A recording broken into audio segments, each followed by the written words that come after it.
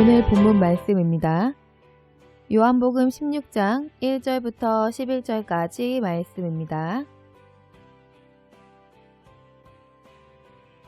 내가 이것을 너희에게 이름은 너희로 실족지 않게 하려 함이니 사람들이 너희를 추뢰할 뿐 아니라 때가 이르면 무릇 너희를 죽이는 자가 생각하기를 이것이 하나님을 섬기는 예라 하리라. 저희가 이런 일을 할 것은 아버지와 나를 알지 못함이라. 오직 너희에게 이 말을 이른 것은 너희로 그 때를 당하면 내가 너희에게 이 말한 것을 기억나게 하려 함이요. 처음부터 이 말을 하지 아니한 것은 내가 너희와 함께 있었음이니라. 지금 내가 나를 보내신 이에게로 가는데 너희 중에서 나더러 어디로 가느냐 묻는 자가 없고 도리어 내가 이 말을 함으로 너희 마음에 근심이 가득하였도다.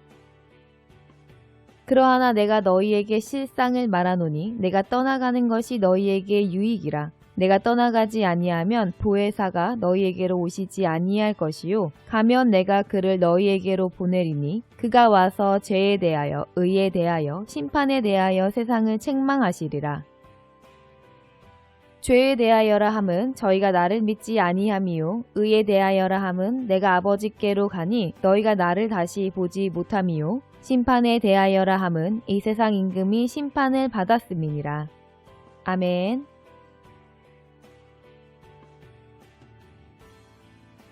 이 세상에 살고 있는 민족들마다 혼인 풍습은 조금씩 다르겠지만 이스라엘의 전통 혼인 풍습은 좀 특별합니다. 과거 이스라엘의 혼인 풍습은 혼인 예식이 꽤 긴 시간을 거쳐서 치루어지는 것으로 알려져 있습니다. 먼저 두 남녀가 결혼하기로 결정이 되면 신랑은 먼저 신부의 집으로 갑니다. 거기서 두 사람은 혼인 예식을 올리고 신랑은 신부에게 빙패물을 선물로 주고 다시 집으로 돌아갑니다. 그러면 신랑 신부 두 사람은 함께 사는 부부는 아니지만 정혼한 사이가 되어져서 떨어져 있다고 하더라도 신랑은 법적으로 남편의 권리를 가지게 되며 아내는 신랑이 다시 와서 자기를 데려갈 날을 기다리며 신부 수업을 합니다. 이 기간 동안 신랑은 신랑 아버지의 관리 감독하에 신부와 함께 살 신혼집을 짓습니다. 그리고 이 집이 거의 완성이 되어질 때쯤 아버지께서 신부를 데려오라고 허락하시면 신랑은 신부 집으로 다시 가게 되는 것입니다. 신부를 다시 만난 신랑은 자신이 이전에 주고 갔던 빙패물을 확인하여 빙패물로 확인된 신부를 자신이 지은 신혼집으로 데려옵니다. 그리고 신랑의 집에서 7일 혹은 더 긴 시간 동안 혼인잔치가 열린 후에 두 사람은 완전한 부부로 가정을 꾸려가게 되는 것입니다. 이런 결혼 풍습을 통해서 성삼위 이름으로 세례를 받은 그리스도인이 예수님과 어떤 관계이며 다시 오실 예수님을 맞을 준비를 어떻게 해야 하는가에 대해 예비 지식을 주셨습니다. 예수님께서는 이미 2000년 전에 이 땅에 오셔서 우리에게 빙패물을 주시고 아버지의 집으로 돌아가셨으며 우리의 처소를 예비하러 가신다고 말씀하셨고 처소가 예비되면 다시 우리를 데리러 오신다고 언약하신 주님을 기다리는 것이 바로 우리 그리스도인의 삶이어야 하기 때문입니다. 예수님께서 우리에게 주신 빙패물은 무엇입니까? 십자가에서 보혈 흘려서 주신 새 생명이 바로 우리에게 주신 빙패물입니다. 우리는 주님께서 우리에게 주신 이 빙패물을 온전하게 간직하고 있어야만이 주님께서 다시 오셨을 때 혼인잔치의 주인공으로 하나님의 나라에 들어갈 수가 있는 것입니다. 그렇다면 이 빙패물을 어떻게 잘 간직할 수 있습니까? 예수님께서 하나님의 나라로 돌아가신 뒤의 삶의 지침을 오늘 말씀을 통해 배울 수 있습니다. 먼저 예수님께서는 예수님이 승천하신 이유를 걱정하시는 것이 기록되어 있습니다. 하나님을 알지 못하는 이들이 예수님의 제자들의 자신들과 다른 신앙생활의 모습을 보고 핍박하고 죽이기까지 하면서 자기들의 행위가 하나님을 잘 믿는 예라고 말한다는 것입니다. 하나님을 잘 모르고 예수님을 모르는 사람들이 진짜 하나님을 알고 예수님을 진실로 믿는 사람을 죽이면서 이것이 바로 하나님의 뜻이라고 우긴다는 것입니다. 이 말씀대로 지금도 육신의 생각으로 살아가는 사람들이 영의 생각으로 하나님께 순종하는 사람들을 핍박합니다. 그렇다면 예수님께서 하나님의 나라로 돌아가시지 않고 그대로 제자들과 함께 이 땅에 머무는 것이 더 좋은 방법이라고 생각할 수도 있습니다. 그러나 예수님께서는 예수님이 떠나시는 것이 우리에게 유익한 것은 다른 보혜사, 즉 성령님을 보내주시기 때문이라고 하셨습니다. 그래서 예수님과 함께 동행하던 때에는 몰라도 되었던 일이지만 이제 예수님께서 하나님께로 돌아가시면 또 다른 보혜사, 보호해 주시고 은혜를 주시는 성령님이 오시는데 이 성령님은 예수님과 다르게 우리의 눈에 보이시는 분이 아니시기에 예수님을 믿고 따르는 이들의 보호자가 없다고 잘못 생각하여 두려워할까봐 예수님께서는 성령님에 대해서 말씀하시고 가르쳐 주시는 것입니다. 그래서 8절에서는 그 성령이 오시면 무슨 일을 하시는가에 대해서 말씀하셨습니다. 바로 죄와 의와 심판에 대해서 세상을 책망하신다는 것입니다. 그런데 우리는 세상이라고 하면 하나님을 믿고 예수를 믿는 우리 그리스도인은 포함되지 않는다고 생각합니다. 그러나 이것은 우리가 잘못 생각하는 것입니다. 하나님의 영이신 성령님께서는 이 세상에 있는 자기 백성들이 세상 임금을 주인으로 섬기는 것을 책망하시는 것입니다. 하나님은 사랑하지 않으시는 자를 책망하지 않으십니다. 요한계시록 3장 19절에서는 사랑하는 자를 책망하신다고 말씀하셨습니다.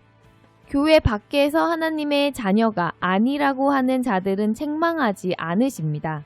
오직 하나님을 아버지라 부르며 하나님을 사랑하고자 하는 자들을 책망하시면서 하나님의 온전한 자녀, 새 생명으로 장성하게 하시는 것입니다. 성령이 오셔서 먼저 죄에 대하여 세상을 책망하신다고 말씀하셨습니다. 9절에서는 죄에 대하여 책망하시는 것은 예수님을 믿지 않기 때문이라고 말씀하셨습니다. 예수를 믿는다는 말조차 하지 않는 이들을 하나님은 책망하지 않으십니다. 예수를 주님으로 부르면서도 실질적으로 자신이 주인된 삶을 사는 그들을 책망하시는 것입니다. 예수를 믿는다고 하면서도 자신에게 유익이 되는 말씀만 순종하고 손해가 오며 순종하기 어려운 말씀은 순종하지 않는 삶을 사는 사람의 문제는 예수님을 나 대신 나의 죽음까지 대신 당해주신 분으로 믿지 않는 불신의 마음 때문입니다. 우리가 하나님의 말씀에 순종하지 않는 데에는 수많은 이유와 변명과 합리화가 존재합니다. 그러나 그 모든 변명은 하나님의 사랑을 믿지 않으며 십자가의 은혜도 믿지 않기 때문입니다. 성령님께서는 바로 이러한 불순종을 책망하시는 것입니다. 이어서 10절에서는 의에 대하여 책망하신다고 말씀하셨습니다. 그렇다면 주님이 말씀하시는 의란 무엇입니까? 예수님께서 이 땅에 계시면서 자신을 돌아보시지 않으시고 오직 하나님의 말씀에 자신을 온전히 드린 것이 바로 예수님이 말씀하신 하나님의 의인 것입니다. 예수님이 이 땅에 계셔서 제자들의 삶을 온전히 책임져 주실 때는 제자들도 자신들의 삶을 돌아보지 않고 예수님과 함께 동거동행하면서 하나님의 인도하심대로 살았습니다. 그러나 이제 예수님께서 세상에 계시지 아니함으로 인하여서 예수님을 보지 못하게 되어버리면 제자들은 자신들의 삶을 스스로 책임지기 위해서 자구책을 강구할 수밖에 없다고 생각하는 것입니다. 그러므로 세상에서 자신의 육신의 안위를 적절히 추구하는 것이 옳다고 생각하는 것을 성령님께서는 책망하신다는 것입니다. 예수님께서는 하나님께로 돌아가시면 다른 보혜사이신 성령님을 우리에게 보내주신다고 말씀하셨습니다. 성령님은 예수님께서 제자들의 삶을 온전히 책임져 주셨던 것처럼 우리를 인도하여 주실 것이기에 제자된 이들이 그 성령님을 믿어 예수님이 계셨을 때와 동일하게 하나님의 말씀에 순종해야 하는 삶이 바로 의인의 삶인 것입니다. 마지막으로 심판에 대해서 세상을 책망하신다고 말씀하셨습니다. 이것은 이미 심판을 받은 마귀와 세상을 두려워하여 마귀와 세상에 순종하는 하나님의 백성을 책망하신다는 말씀인 것입니다. 즉 믿지 않는 세상을 심판하시고 책망하시는 것이 아니라 믿는다고 하면서도 세상과 하나님을 겸하여 섬기면서 스스로를 하나님의 자녀라고 말하는 자들을 향하여 책망하신다는 것입니다. 그리고 이 책망은 문책하는 정도가 아니라 완전히 축출하시는 하나님의 책망임을 기억해야 합니다. 책망하시는 이유는 새 생명이 온전히 장성할 수 있게 하시기 위해 옛사람을 내쫓으시기 위함입니다. 오늘도 하나님께서는 주의 종을 통하여서 성도들의 죄에 대하여, 의에 대해, 심판에 대하여 책망하시는 하나님이십니다. 우리 안에서 하나님의 뜻하신 바를 반대하여 잘못된 길을 걸어가게 하는 것을 책망하여 내쫓고 올바른 길을 걸어가게 하시는 성령님이십니다. 만일 우리가 듣는 말씀이 위로와 격려와 치유와 복의 말씀만을 듣고 있다면 우리는 성령이 하시는 일을 경험하지 못하게 되는 것임을 알아야 합니다. 그러한 말씀만 들으면서 마음이 편안하기만 한 사람은 하나님의 사람으로 자라갈 기회조차 얻지 못한 채로 세월을 허비하게 되는 것입니다. 예수님께서 다시 오셨을 때 우리에게 찾고 확인하시는 빙패물은 온전한 새 생명입니다. 예수님께서 보혈 흘려주심으로 우리에게 심어주신 그 새 생명은 흠도 없고 점도 없고 티도 없는 정금 같은 새 생명입니다. 그런데 그 새 생명을 하나님께서 우리에게 맡기시고 알아서 잘 가지고 있다가 내놓으라고 하시는 것이 아닙니다. 사랑이 많으신 하나님께서 성령님을 보내셔서 한 걸음 한 걸음 인도해 주셔서 흠도 없고 점도 없고 티도 없는 하나님의 자녀로 장성하여 하나님 나라를 상속할 수 있게 인도하시는 것입니다. 지금도 성령님께서는 오셔서 우리에게 말씀으로 우리를 먹이시는 것입니다. 성령님께서 조용히 오시기에 우리는 성령님이 언제 어떻게 오시는지는 알 수 없습니다.